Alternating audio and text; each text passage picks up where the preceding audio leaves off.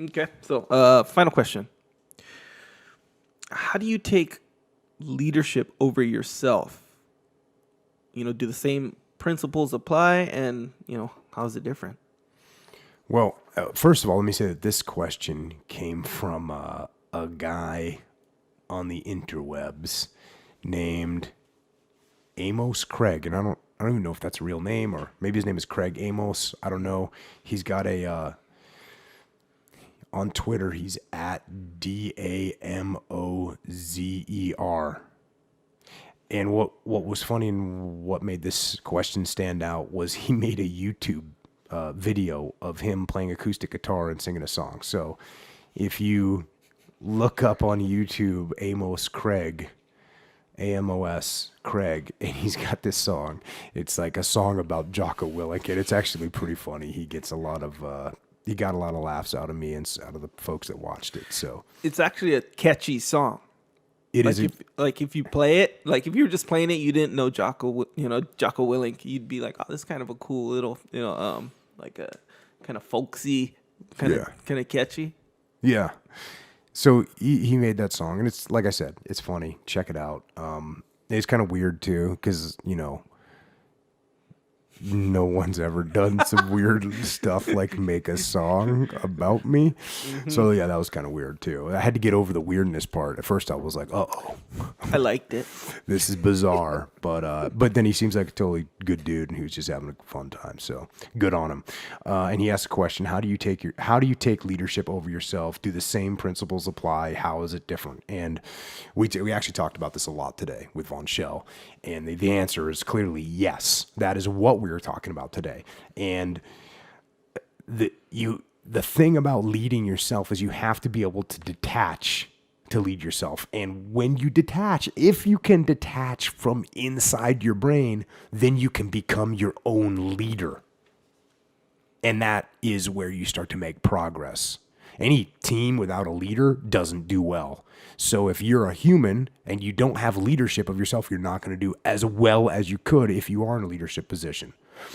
But the principles are the same with leadership, whether you're leading yourself or whether you're leading a team. I mean, things like having simple, clear goals and being disciplined, and that discipline within the team or within yourself equaling more freedom. We just talked about prioritize and execute. That happens with a team. It happens with an individual. Ownership, taking extreme ownership. If you're in a team and you take ownership of your problems and everyone takes ownership of the problems within the team, then they solve those problems. Well, guess what? If you're a person and you're leading yourself and you take ownership of when mistakes happen, then guess what? You can solve those problems. If all you do is say, oh, that's not my fault, it's everyone else's fault, no, you're never going to solve those problems. But if you take ownership of when things are going bad, then you can fix them. So the principles are the same. You have to lead yourself. You are your own leader. And we opened today with a heavy, heavy poem and a conversation about a guy. The poem was called A Rendezvous with Death. And while that is heroic and it's noble and it's courageous, and actually, guess what? We all have a rendezvous with death. There's no escaping that. And this trip we're on, it's a short one.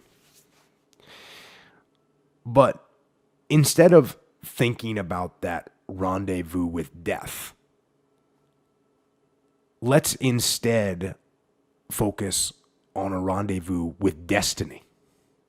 And that's a phrase that you hear it and it sounds almost borderline corny. And I'll tell you why it doesn't to me. Because I worked with a group in Iraq called the 1st of the 506, part of the 101st Airborne Division. And it was one of their sayings that came all the way back from when the unit was stood up for World War II. And the major general, a guy named William C. Lee, he said that while the 101st has no history, it has a rendezvous with destiny. And they fulfilled that destiny. The 101st Airborne Division fulfilled that destiny over and over again during D-Day, during the Battle of Bulge, during the Siege of Bastogne. And you know what? When I was in Ramadi, they fulfilled that destiny again, the 1st of the 506, the Band of Brothers. So think about that rendezvous, not the rendezvous with death, but the rendezvous with destiny.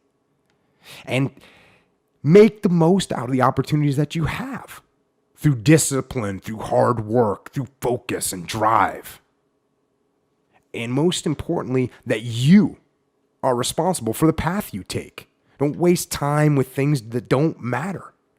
Get in the game, get in the gym, get to work, get to living. Because this is your life. Lead it. Lead your life. Lead it how you want to lead it.